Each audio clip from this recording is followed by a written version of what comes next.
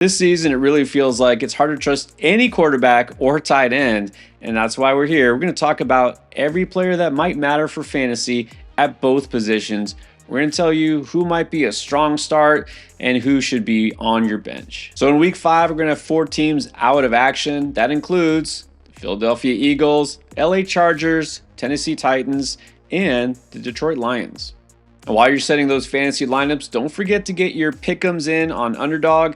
If for some reason you haven't signed up on Underdog yet, it's still a great time to do it because you can get this free pick'em on Thursday night. Kirk Cousins just going higher than 0.5 total yards. That's right. If you sign up for Underdog right now, you get this free pick'em. Plus, you still get that offer up to $1,000 bonus cash for your initial deposit if you use code ENDGAME when you sign up.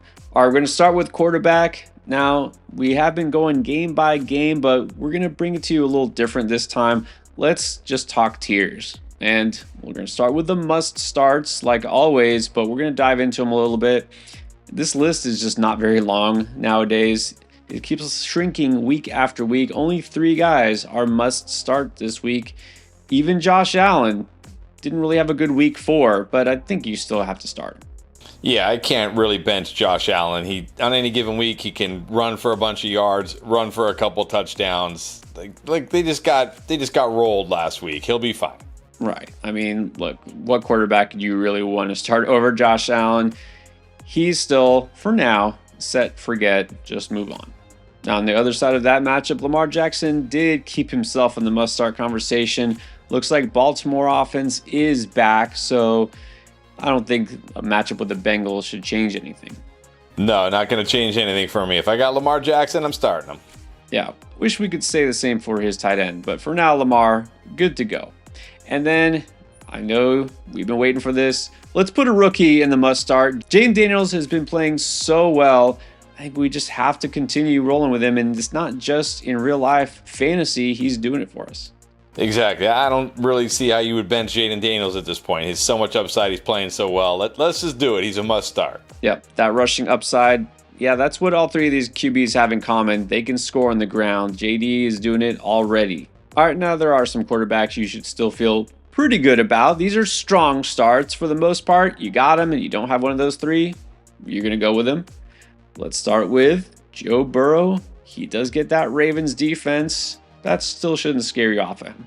No, and he's been pretty solid for the most part this week. I mean, he hasn't had the biggest of games yet, but he's also given you a very high floor with a decent ceiling. You should feel very good about Joe Burrow.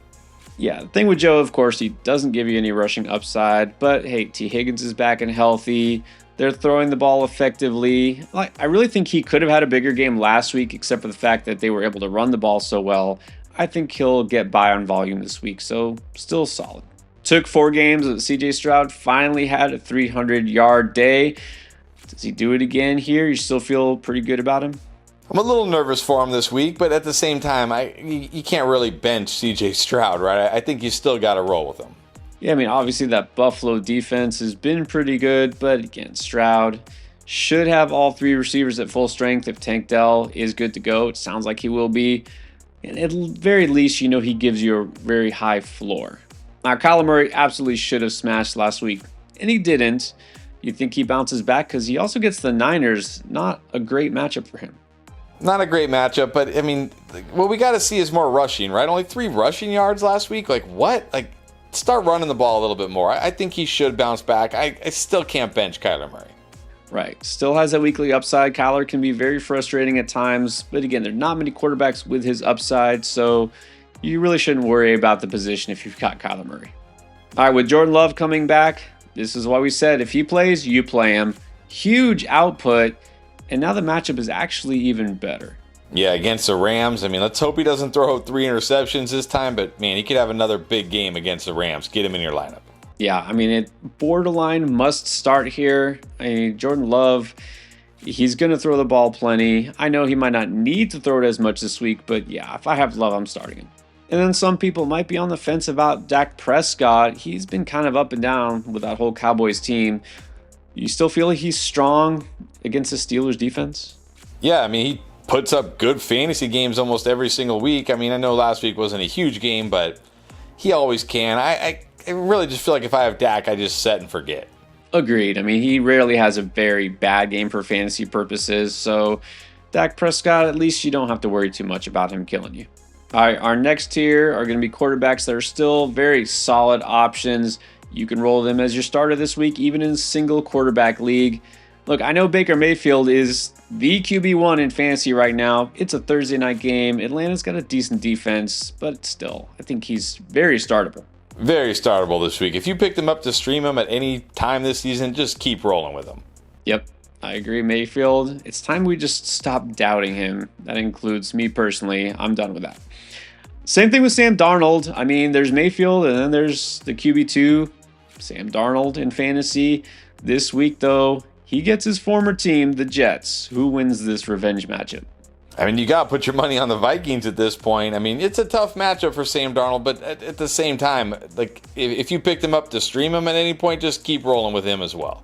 Yeah, we can't doubt him personally. I will say this, among some of the quarterbacks in this tier, including some names you'll be surprised that are even in this tier, going to have Darnold next just behind Baker Mayfield. Well, let's go to Geno Smith, Seattle. He's been solid all year. I guess he's still solid. That's kind of what I always feel with Geno Smith. He's solid. It's not the best matchup. It's not the worst. He'll be good for you if you got him. Yeah, I mean, he's probably not going to help you win your week single-handedly, but he won't kill it either. So if he's the best option you have, he's fine. All right, and you might notice that Pat Mahomes has slid all the way down from a no-doubt must-start to just an option in a single quarterback league. And maybe not even your best option, but you can't just be completely out on him, can you? Honestly, if it was anybody not named Patrick Mahomes, I probably wouldn't even have him in this tier, but it's Patrick Mahomes. I'm not going to completely doubt him. I mean, if he's my QB in a 1 QB league, I'm probably still, for the most part, starting him.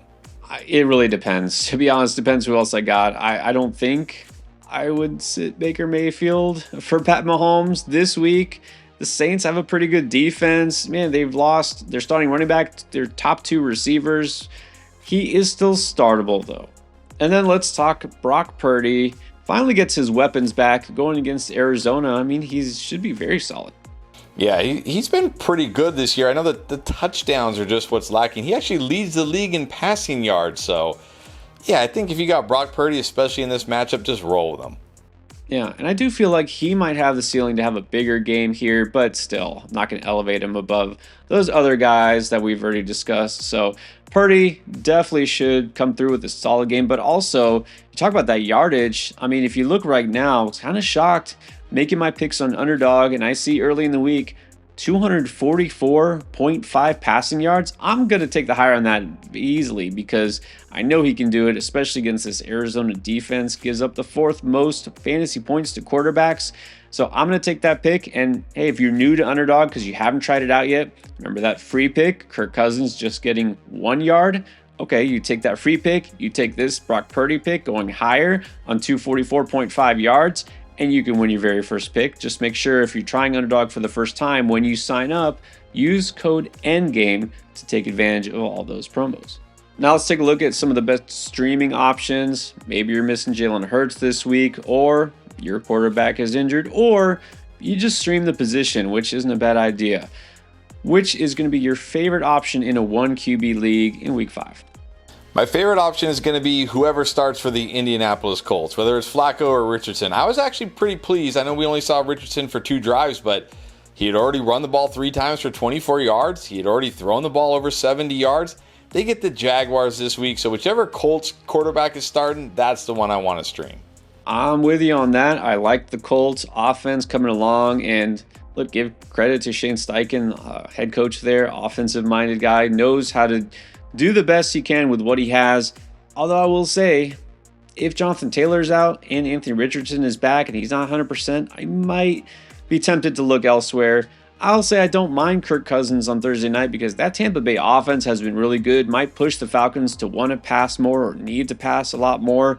And Tampa Bay's defense hasn't been that great. So I think Kirk Cousins is totally fine if you need a streaming option. Now the quarterbacks in this tier, you probably don't want them in a 1 QB league if you don't have to. So we're going to say Superflex or a 2 QB league. These are totally fine. At least they're better than the rest of the quarterbacks out there. Now, If you do need a pick from this group, maybe those other guys we talked about aren't available, who would be your favorite out of these? Believe it or not, my favorite is Trevor Lawrence. The Colts this year, every quarterback they have faced, they've given up on average over 9 fantasy points more than the quarterback has scored, like than their average points. So the quarterback is scoring 9 points more than their average fantasy points. We just saw Justin Fields have a big game against him. Why not Trevor Lawrence? Oh, I could go there, but I won't. I got some serious trust issues still, that Jags offense, but I get it. I mean, it is a great matchup.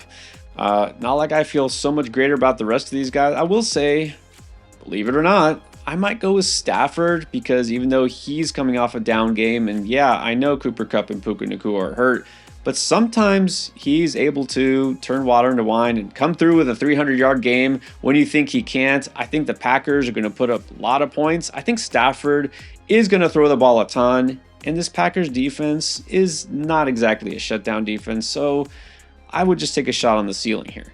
And there's some quarterbacks you should just not even consider, even in a Superflex league. Remember, you don't have to flex a quarterback in a Superflex league. Don't go with these players. Do you want to get advice from Pierre and myself at the tip of your fingertips? Start sit, waiver wire, trades, and more? Well, you can do all of this and more on our new app, Draft Lane. We have the ability to view your roster, waivers, and more to give you the right feedback to make the perfect choice. Download Draft Lane from the App Store or Google Play now to connect with Pierre and myself anytime, anywhere. All right, now it's time for everyone's favorite position, and that's tight end. Once again, the list here is so small, but there's still a couple of tight ends I guess you are going to start because there's nobody better. Let's start with George Kittle. Caught that touchdown. He's been involved.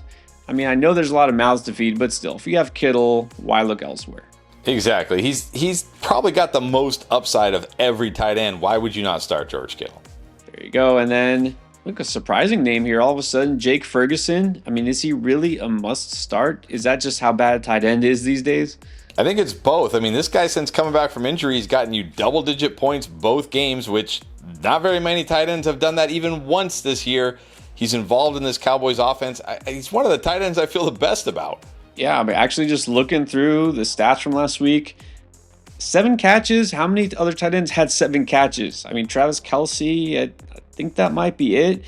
Yeah, if you have Ferguson, just stop looking. Start him and you're fine. And then we're definitely hoping Trey McBride is back. I think if McBride plays, I mean, you just have to play him, right?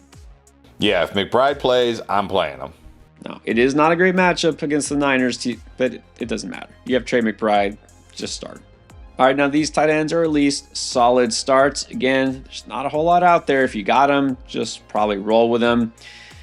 Is Travis Kelce back? And I mean back like Travis Kelce of old, or is this just kind of a fluke? I don't think it's a fluke, but I also don't think he's back like Travis Kelce of old. But I think he's back enough that he's got to be a solid start. I mean, look, all it took was for the entire Chiefs receiving group to be injured, and now Travis Kelce at least has a, pretty good high floor for a tight end. So we're not going to see vintage Travis Kelce, but look, if you got him, just start him. Yeah, and don't forget they're starting a running back too. They're going to need Kelce. I know they didn't want to pepper him with targets, but what choice do they have at this point? Even if Kelce, just keep going with him and see what he gives you. Now Brock Bowers, of course, everyone ready to anoint him the tight end one. He's not quite there yet, but he's still a solid start, isn't he? Exactly. I mean, again, are you really okay, he didn't have a big game last week, but are you really already benching Brock Bowers? Nah, you're just starting him. Again, this is tight end we're talking about. He's getting targeted. What more can you ask for? Although it would be nice if he did score a touchdown.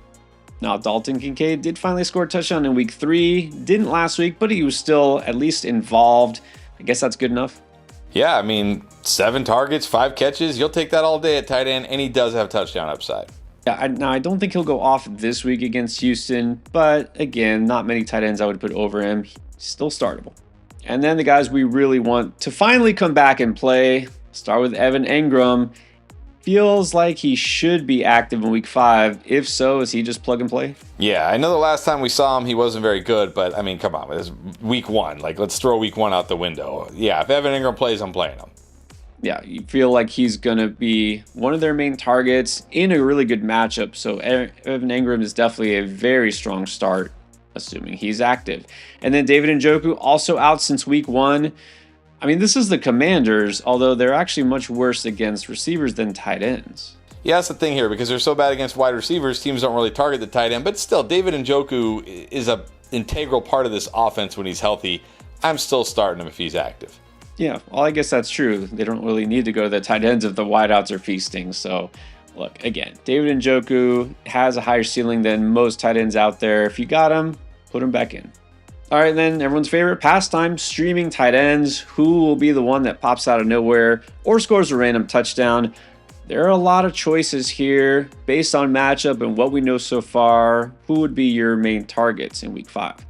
My main target would be Tucker Kraft, and not just because he had a big game in week 4, because I think we've learned our lesson at this point chasing these big games, I hope, but because I like his role in this offense. He's the tight end one in this offense. Jordan Love is back. He's got a great matchup this week, so I think Tucker Kraft, I'm just going to bet on him in this offense, potentially catching a touchdown and getting involved. Yep, that's why I named Kraft as a waiver wire target and potential streamer. Just want to be in a good offense, and the Packers are it. And for that reason, which again, I realize that any of these tight ends could be a trap, and Cade Otton almost always feels like a trap. But I'll say Cade Otton, look, one thing that's encouraging is the fact that he had 9 targets last week, and that'll come and go. But there's a reason for this. It's because remember, Jalen McMillan, their number 3 receiver, was hurt. And then Trey Palmer, who actually caught a touchdown randomly, he also got hurt this game.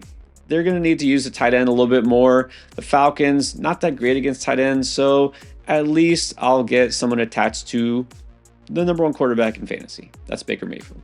And then no matter how desperate things may look, there's some tight ends that are just best left on the waiver wire, or at the very least your bench. Amazingly, that also includes Mark Andrews and week 1 wonder and fab waster Isaiah Likely. All right, that's all you need to know about the quarterback and tight end positions. Of course, you want to know who to start at running back and wide receiver as well. It's all here in the week 5 playlist, everything you need to win this week in fantasy.